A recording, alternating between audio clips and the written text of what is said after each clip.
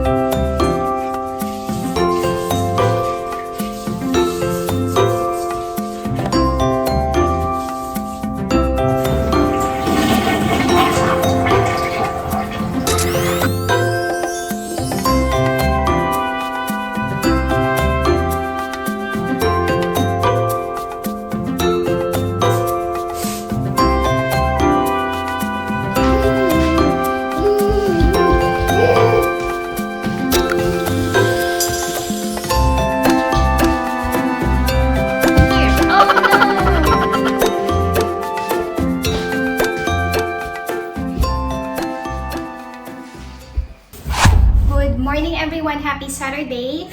And may dumating na package. Galing ito sa aking mother-in-law, although dyan lang naman sila nakatira. Binigay niya to or binili niya to para kay Zaira. Yung panglagay dun sa mga outlet. Kasi nga si Zaira nag-start ng ang tawag dito, paglaruan yung mga outlet. And syempre nakakatakot yon. Kaya ayun, binilhan niya ng ganito. Kaya super thankful naman kami talaga sa aking mga biyanan kasi ang babait nila sa amin. And very loving sa kanilang apo. Ito si Zaira, ang likot-likot. Say, hello everyone. Hello everyone. Over there. Zaira. Parang nag-poop ikaw. What are you looking at? There, the camera. Say hi everyone. Hi everyone. Ay naku baby, ang gulo ng buhok mo. What's that? Package. So magluluto ako ngayon ng aming breakfast slash lunch. So fried rice lang. Tsaka siguro egg. Ayun, ang aming... Wala naman kaming gagawin ngayon dahil syempre, nandito lang kami sa loob ng bahay. Wala naman si Mister. And then mamayang hapon, idadaling ko ulit si Zaira sa labas kasi kahapon dinala ko siya doon and talagang enjoy niya maglaro sa may yard. Pero ang dami ng mga bagsakan ng mga dahon. Hindi pa namin napapalinis. Likot-likot ni Zaira. Pero hinahayaan ko na siyang mag-run around kasi nagiging cranky siya pag andun lang sa loob ng kanyang playpen. So, magawa tayo ng fried rice. Hindi ko sure kung makakauwi na bukas si Mister kasi sabi niya, ang dami daw na binigay sa kanyang workload ngayong week. Pero hopefully ay makauwi na siya kasi babalik namin siya sa doktor or baka na lang online check-up kasi ayaw na niyang bumalik sa clinic. Parang hindi kasi niya masyadong nagustuhan yung service ng isang doktor na pinuntahan namin last week. And hanggang ngayon, Tina, what are you doing? Why are you crawling? Hanggang ngayon, umuubo pa rin siya. Tapos may mga phlegm pa din. Hindi siya binigyan talaga ng gamot or antibiotic ng doktor. Sabi, wala naman daw yun, hindi naman daw siya bacterial or something. Ewan ko ba kung ano. Tapos hindi naman siya in-x-ray. So, hihingi kami ng second opinion sa ibang doktor. Sa mas malaking facility. Para at least, di ba, mas ma-diagnose kung ano ba yung problema niya. Kasi medyo matagal na yung kanyang ubo. Hindi talaga siya nakakatulog sa gabi. Sabi niya, nahihirapan siya matulog after ng work niya kasi nga sumasakit yung kanyang throat. Tapos, ang dami niya pa rin mga phlegm. So, ayun, medyo nag-worry na nga ako. Pero, hopefully naman, it's nothing serious. Kaya ayun, pag dating niya galing from work, dadalhin namin siya ulit. Or kung online man, basta makikipag-coordinate kami ulit sa ibang doktor. Baby! Ito talaga si Zaira ang likot-likot. Tapos kagabi, alam niyo ba? Wala lang, nag-invento lang ako. And parang nakita ko lang din siya sa internet, although hindi siya ganun kaparehas. Meron kasi kaming leftover na, no, hindi siya leftover, may natira pa na broccoli, yung broccoli and cauliflower medley. Tapos may mozzarella cheese, tapos may egg. So pinaghalo-halo ko siya. Tapos ayun, masarap naman. Nagustuhan ni Zaira. Diba? Nagtatry naman ako magluto. Pagka wala si Mister. Kaya talaga minsan tinatamad ako. Or most of the time tinatamad ako kasi Mister, iniiwanan niya ako ng food. Katulad dito, may adobo dito. Ayan, ang dami-dami.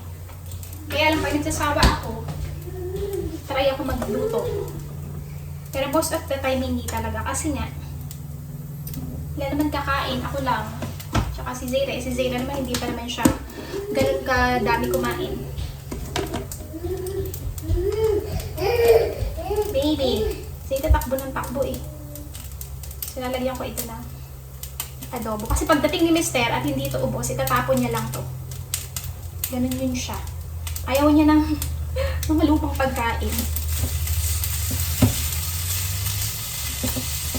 Kaya ang dami niya sasayang na food. Katulad ng mga fruits namin, bili siya ng bili every week. Eh hindi nga namin nauubos ni Zaira. Kahit nagdadala na siya sa work ha, katulad ng grapes. Hindi kasi ako malakas kumain or madami kumain. Si Zaira rin naman dahil baby pa, hindi rin siya madami kumain. So ay nasasayangan ako.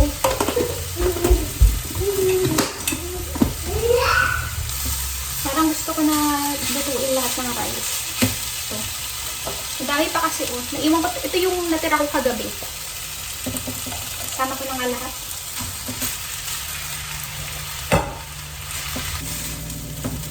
Wala talaga ako masyadong alam sa pagluluto. No? And aminado naman ako siya. Kasi nga nung nasa Pilipinas ako, hindi naman ako nagluluto. Si Mister naman, okay lang naman sa kanya na siya ang laging nagluluto pag andito siya. Tapos, si Miss Evelyn nag-suggest na manood daw ako ng Panlasang Pinay. So, ayun, nanood naman ako. Meron nga sana akong gustong lutuin kasi yung tuna na pinigay sa akin nung aking biyanan, since hindi naman yung kakainin ni Mister, ako lang ang kakainin. Yun yung gusto kong itry iluto habang wala siya dito dahil ayaw niya rin ng amoy ng fish. Kasi kahit may exhaust, no, maamoy pa rin siya. Meron kaming yung coconut milk, yung gusto ko siyang yung may gata, ang tawag ginata ang tuna. So meron doon sa Panlasang Pinoy. Kaso, kahapon, nung check ko naman yung coconut milk, isa na lang kasi yun, expired na pala nung August this year.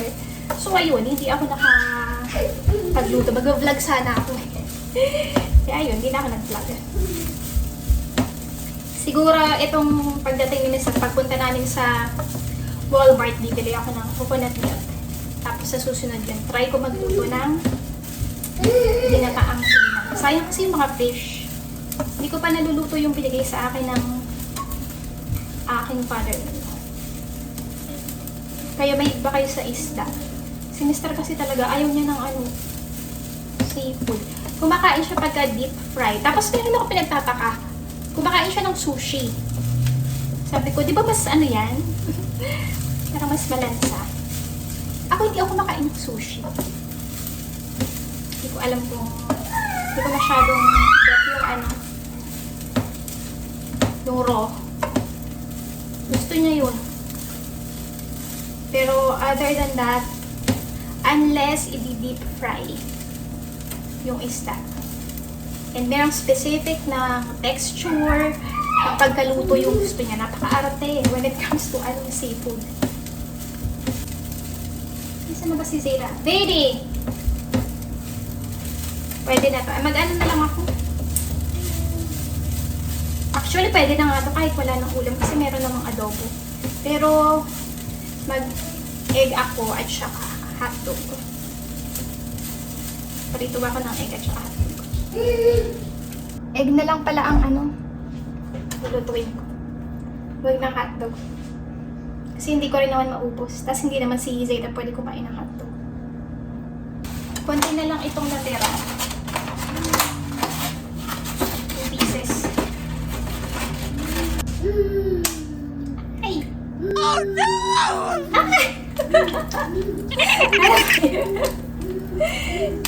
Naku, nakakaloka. Matalsi. Bakit ko matalsi?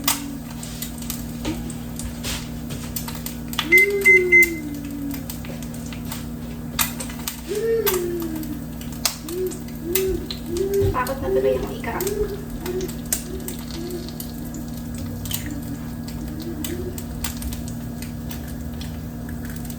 Pagpasensyahan niyo na po ang aking pagluluto kasi talagang hindi po ako sanay magluto. But I'm trying my best. Siguro habang tumatagal is mape-perfect ko na rin ang pagluluto. Ay! Siguro yung kagandahan dito sa US, no? Kasi maagang, di ba pag 18 years old talaga, yung iba nag-move out na sa kanilang mga parents. So, mas maaga silang natututong maging independent. Unlike sa atin sa Pilipinas, no? Kahit matanda na, pinagsisilbihan pa rin ng magulang kagaya ko. Kaya, hindi ako na tuto agad magluto. And struggle ko pa rin siya magluto. Pero syempre, thankful ako sa aking magulang. Lalo na sa nanay ko kasi talaga pinalagaan nila kami ng gusto. Sabi nga nung mister ko, napaka well sheltered.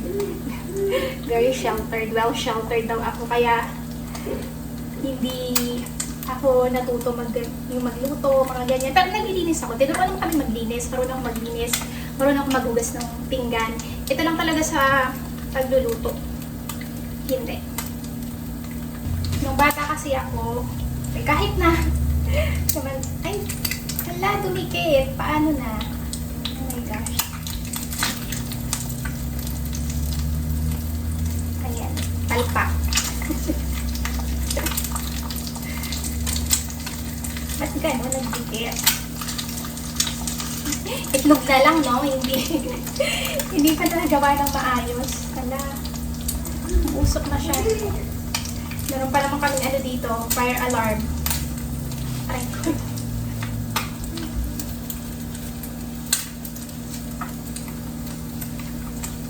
So, nung bata ako, maski nga matanda na ako, hindi talaga kami pinapagawa sa bahay ng aking mga magulang. Minsan lang.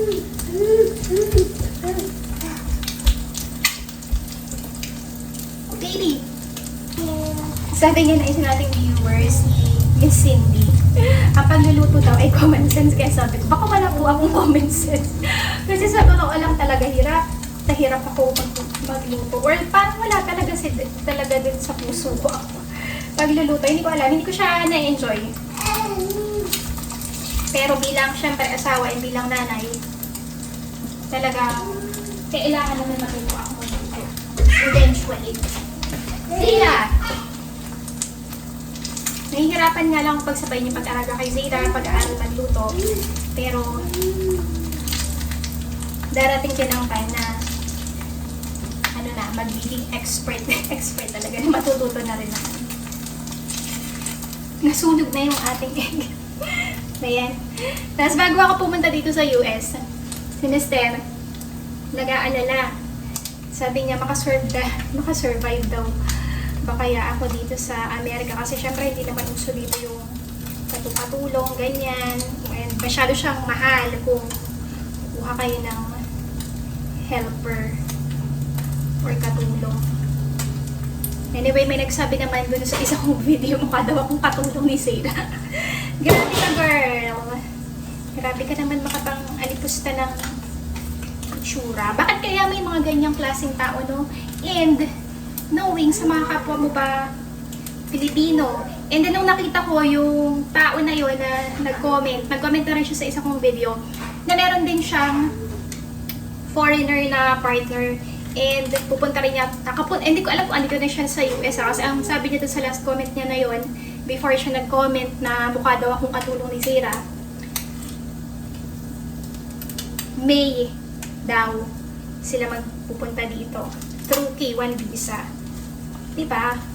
Asawa ka din ng foreigner, napunta ka rin dito through partner visa or K1 visa.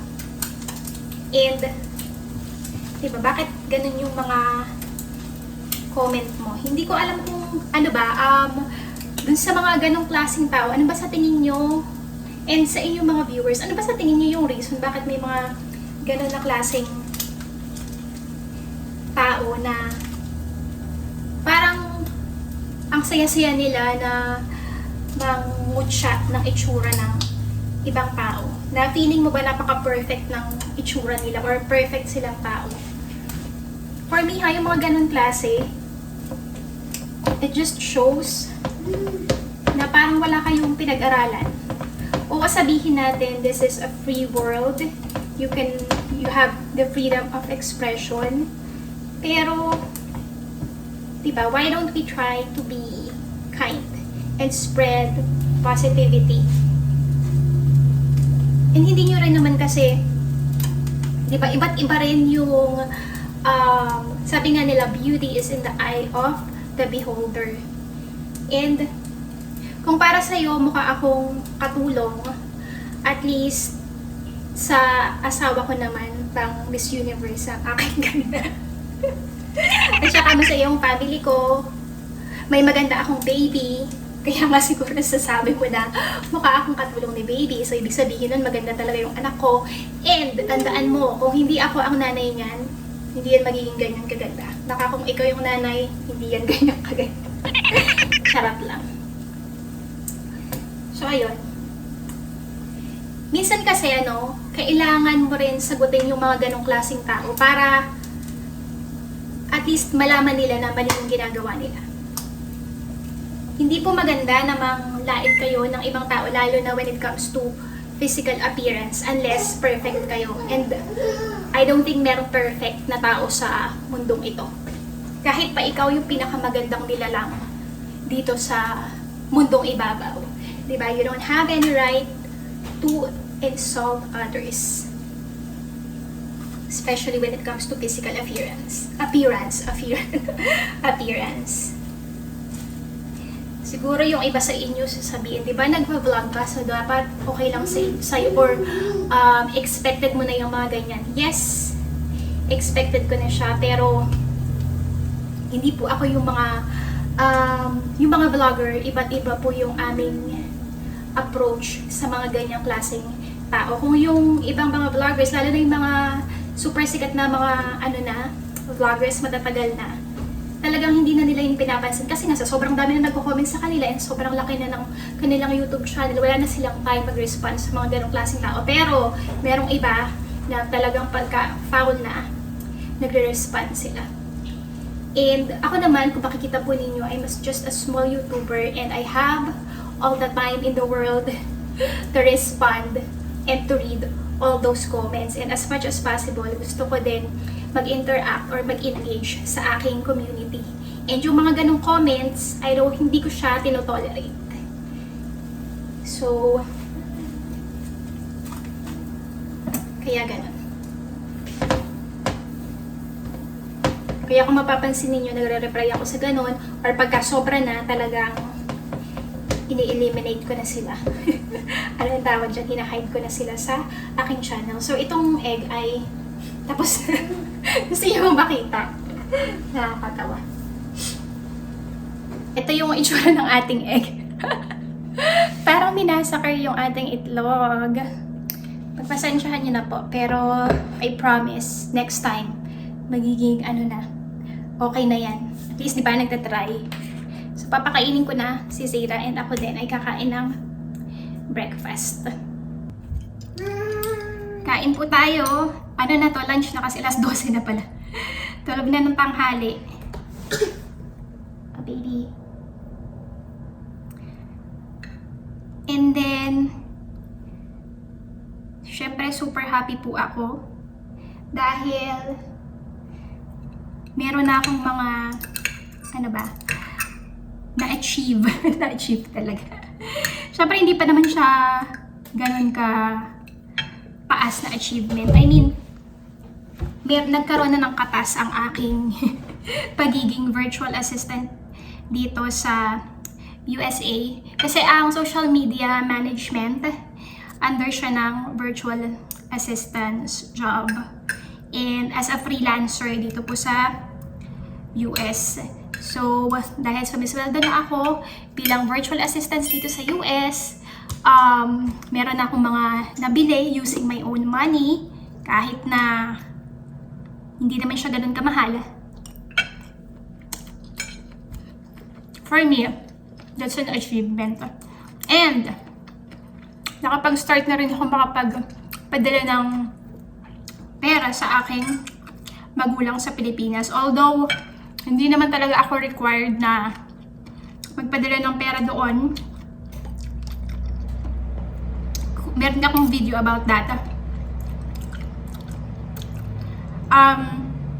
Since kumikita na ako ng sarili kong pera, masarap sa feeling na kahit konti, kahit maliit lang, nakapag-start na ako makapagpadala using my own money na hindi ko iaasa sa asawa ko. And wala namang masama doon, diba? Kung halimbawa yung asawa nyo is, kunwari wala kayong work, and then yung asawa nyo naman is willing na tulungan ng inyong family sa Pilipinas, walang masama doon. Depende pa rin yun sa inyong pag-uusap. Pero kasi ako, nung wala pa akong work, since nung semester, binibigyan niya pa ako ng allowance, hindi talaga ako nagpapadala ng pera sa Pilipinas.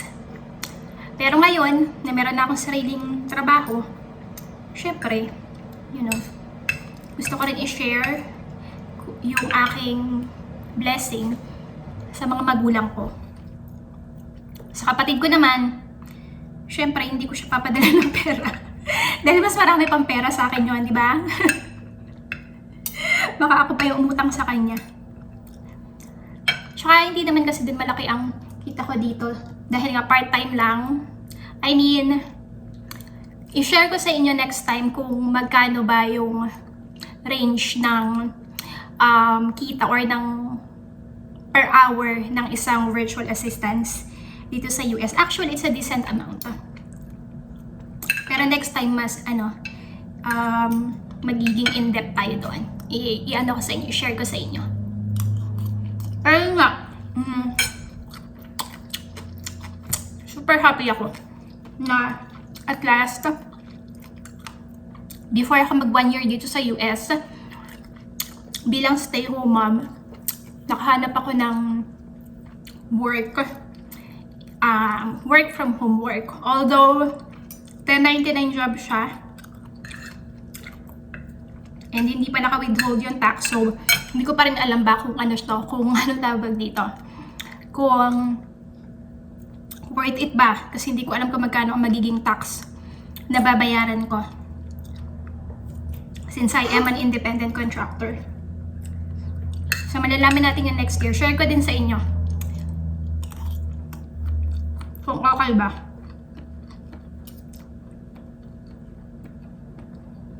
Yum yum, baby. Tapos, nakapag-order na rin ako ng mga items online using my own money. Tapos yun, yung salamin na yan ako bumili niyan sa Walmart. Diba, nagmamayabang. Hindi, happy lang ako na hindi ko na kailangan umasa kay mister when it comes dun sa mga bagay na gusto kong bilhin. Ang saya lang sa feeling. Pero alam niyo ba yung mister ko? Sabi ko sa kanya, since sumisweldo na nga ako, kami, parang mag-share ako sa bills, like say, kahit sa internet lang. Ayaw niya tanggapin. Medyo mataas ang pride niya. Sabi niya, ipunin ko na lang daw yung pera ko. Tapos nilaloko ko siya. Sabi ko sa kanya, do you know why I'm working? I'm working so that I could spend my money. So that I could buy the things that I want and so that I could help you. Not to save my money. Charot lang. Siyempre nagsisave ako para nga doon sa tax, di ba?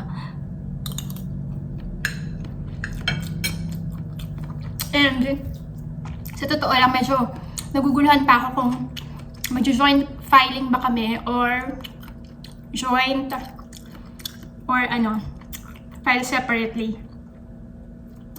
Pero most probably kami mag-joint filing kasi nga hindi magiging eligible for child tax credit pag hindi kami file jointly. Sayang naman yun, di ba? I don't think magbabayad na pa ako ng malaki kasi nga nag-start ako mag-earn October na. Parang 3 months na for this year.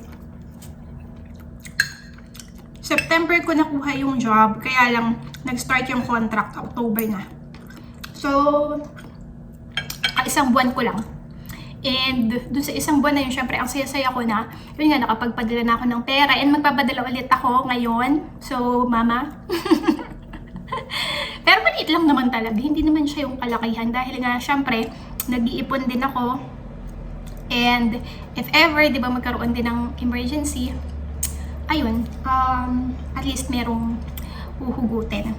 So, kung yung mga extra, yun talagang ipapadala ko sa akin magulang sa Pilipinas. So, ayun.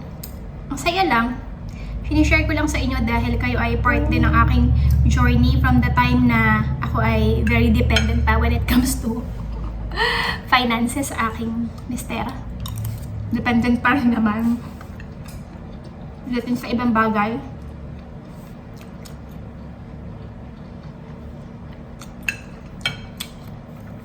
Nakakatuwa lang. Kasi nung hinanap ko yung work na yun, parang hindi naman ako super eager na magkaroon ng work from home job. Tinry ko lang. And then, nagkaroon ng opportunity. Kaya syempre, ginrab ko na. Yung una talaga, kinakabahan pa ako kasi baka mamaya, scam, ganyan. Dahil nga, daming ng mga work from home job scams na hindi naman talaga totoo. And turned out na okay siya. And then plus yung isa ko pang client na related sa trabaho ko sa Pilipinas dati yung ginagawa ko, which is okay. Although kasi nga siya, fixed price and every 2 weeks lang yung bigay niyang work sa akin. Okay na okay. Tapos itong regular na ginagawa ko, which is social media management. And syempre hindi na ako choosy na pumili pa ng bagay na related sa aking work kasi nga ang priority ko or related sa ginagawa ko sa Pilipinas kasi nga ang pinakang goal is si Zara, yung hindi siya mapabayaan. And the fact na nabigyan ako ng trabaho na ganito, na mag-work from home, and then at the same time maayos yung sweldo, then hindi demanding yung aking pinakang client when it comes sa trabaho at sa oras. Diba? Super thankful na ako at super blessed doon. Pero syempre, mas maganda pa rin talaga kung yun talaga yung work na gusto mo. Kumbaga, related sa path na gusto mong i-take. Siguro, eventually, pagka malaki na si Zara, pwede na ako mag-focus talaga doon sa gusto kong gawin na work. Pero, the fact na meron akong isang client na binibigay sa akin yung trabaho na yun is okay naman, medyo related naman. Contented na ako dun for now. Baby, what happened to your food? Tapusin ko na yung vlog dito, parang haba-haba na niya. Tapos maliligo na kami after namin kumain. And then start na ako mag-work. Pagka, na to ni Zara, pagka nap time niya. So yung kagandahan ko sa trabaho na to eh. Mostly yung trabaho is talagang ginagawa ko pagka nap time na ni Zayra. Kaya at least, di ba, hindi ko siya na papabayaan. So, thank you so much po again sa inyong panonood. Thank you so much for supporting our YouTube channel. And for those who are new here, please do consider subscribing. And for those who are watching these videos, please don't forget to like, comment, and share. So again, maraming salamat po.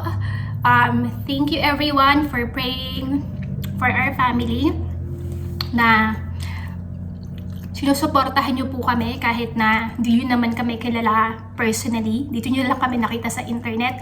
Maraming salamat po from the bottom of our hearts. Sobrang na-appreciate ko po yun. Hindi niyo po alam kung gaano ko na-appreciate yon.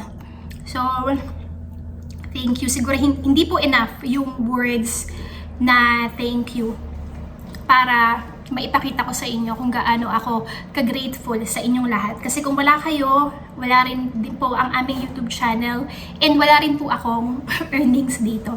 And again, of course, salamat sa inyo kasi 'di ba?